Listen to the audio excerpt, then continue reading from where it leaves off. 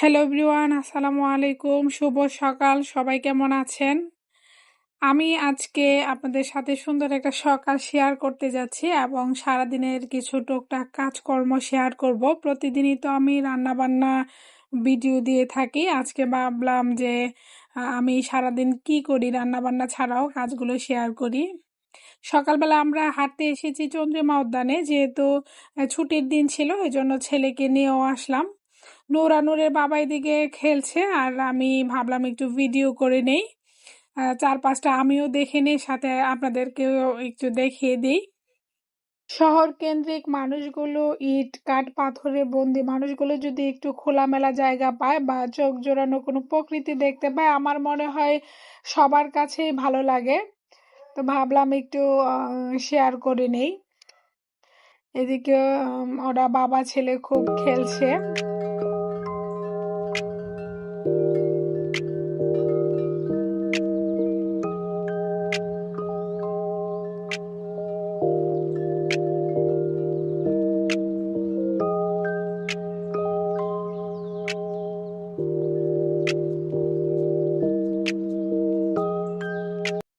তো আমরা হাঁটা শেষ করে বাসায় চলে আসলাম, নাস্তা করলাম। নাস্তা করে ডাইনিং এ বসে এই গল্প করছি সবাই। এই যে একটা মোবাইল দেখতে পাচ্ছেন, বাটন মোবাইল, ওখানে আমরা রেডিও শুনছিলাম আর বলছিলাম যে এখন আর কেউ রেডিওটা শুনেই না। তো এই নিয়ে গল্প করছিলাম।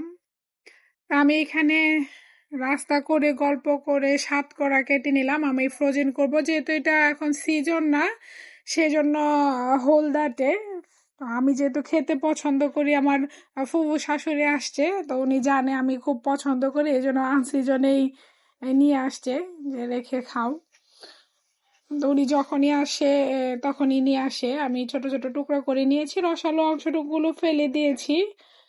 আমি আজকে রান্না বান্না শেয়ার করব না, আজকে আপনাদের ফ্রিজ ক্লিনিংটা দেখিয়ে দেব। অনেকেই ভাবতে পারেন এটা তো দেখানোর কোনো বিষয় হলো, কিন্তু অনেকেই দেখা যায় ছোট ছোট টিপস পেলে খুবই খুশি হয় বা অনেকেরও উপকৃত হয় যে আমরা এক ধরনের কাজ করে অন্য একটা ধরন চেঞ্জ করে যদি দেখি যে না এভাবে আমার সুবিধা হয়, তাহলে অনেক উপকার হয়।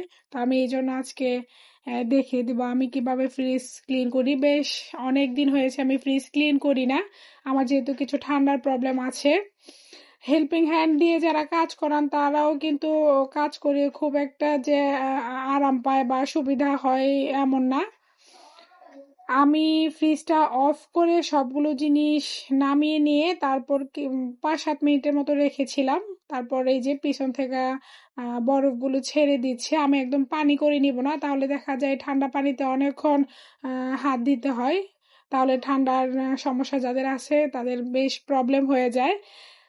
কিছুক্ষণ রাখার পরে যখন বরফগুলো ফ্রিজ থেকে ছাড়তে শুরু করে, তখনই আমি এটা দিয়ে, আমি দেখতেই পাচ্ছেন হালকা প্রেস করলে এই বরফগুলো পড়ে যাচ্ছে। আমি যেটা দিয়ে ক্লিন করছি এটা আসলে যখন ফ্রিজ কিনা হয় তখন ফ্রিজের সাথেই থাকে।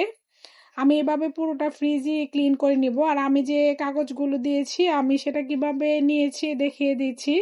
এরকম শক্ত পলি ব্যাগ আমাদের প্রায়ই আসে, আটা ময়দা বা অন্যান্য জিনিসগুলোর সাথেও আমরা এরকম শক্ত কাগজ পেয়ে থাকি। এটাকে আমি জাস্ট নিচের অংশটুকু কেটে 2-5টা ফাঁকা হয়ে আসলে আমি জোড়া লাগানো 5টা কেটে দিলেই দেখা যায় একটা ম্যাট হয়ে যাচ্ছে। অনেকেই ভাবতে পারেন একটা ম্যাট কিনে নিলেই হয়। তো অনেকেই আমরা মধ্যবিত্ত যারা চাইলেও অনেক কাজ করতে পারি না, তাদের জন্য শুধু আমার দেখিয়ে দেওয়া। বা আমিও যেহেতু একজন মধ্যবিত্ত ঘরের বউ, আমি যেভাবে আমার কাজগুলো করি আমি সেভাবেই শেয়ার করি বা করছি। এই যে দেখুন, খুব একটা সময় লাগে না, আমি একদম পানি করে গলিয়ে নিইনি। শুধু বরফগুলো যখন প্রেস করে পরিষ্কার করে নিয়েছি, আমি জাস্ট বরফে হাতও দিতে হয়নি, আমি ওই পলিগুলো ধরেই জাস্ট উঠিয়ে নিয়ে ফেলে দিয়েছি। এভাবে ক্লিন করলে আমার মনে হয় সময়টাও কম লাগে, আবার ঠান্ডাটাও অনেকক্ষণ হাত দিতে হয় না। আমি সব ফ্রিজের যে পার্টগুলা সেগুলো রেখে নিয়ে এখানে আমি পলিথিনগুলা রেখে দেব। পলিথিন রেখে জিনিসপত্র রাখলে হয় কি একটার ময়লা অন্যটাতে যায় না, এটা একটা সুবিধা হয়। বা ময়লা হলেও শুধু জাস্ট পলিটা উঠিয়ে নিলেই ক্লিন হয়ে যায়।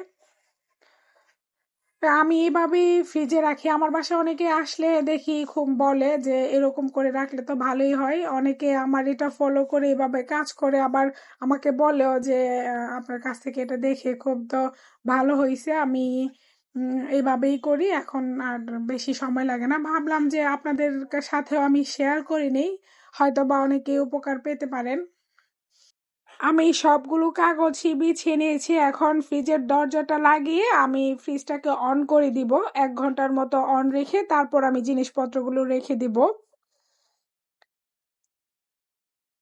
আমার সম্পূর্ণ কাজগুলো দেখেই বুঝতে পারছেন নিশ্চয়ই আমি কিভাবে কাজগুলো করে নিচ্ছি। এই যে আমি জিনিসগুলো রেখে নিচ্ছি। আমি কিন্তু সবগুলো জিনিস একসাথেই রাখি না, আমি মাছ মাংস দেখা যায় একসাথে রাখি, অন্যান্য নাস্তার আইটেম একসাথে রাখি, আর যে জিনিসগুলো আমি ফ্রোজেন করি সেগুলো আলাদা রাখি।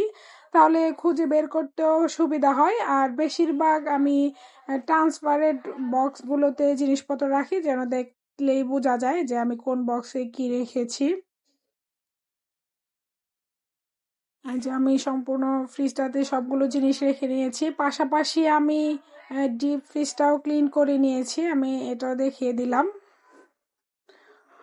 ফ্রোজেন করা সবগুলো জিনিসই আমি এখানে রেখেছি।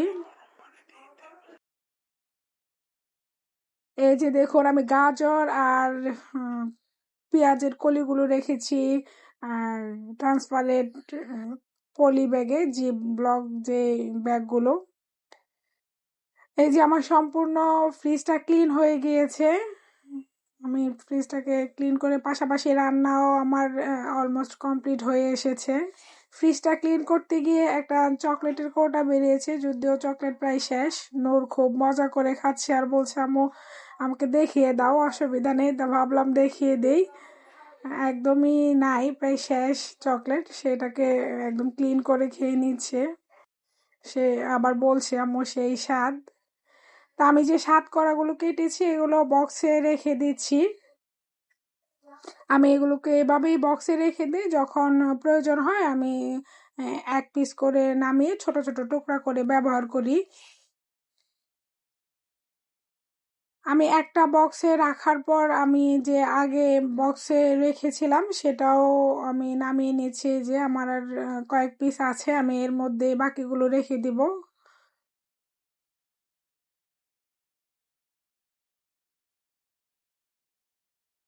ভিডিওটা দেখার জন্য সবাইকে অসংখ্য ধন্যবাদ। ভিডিওটা ভালো লাগলে একটা লাইক দিয়ে দিবেন। সবাইকে আবারও ধন্যবাদ। আসসালামু আলাইকুম।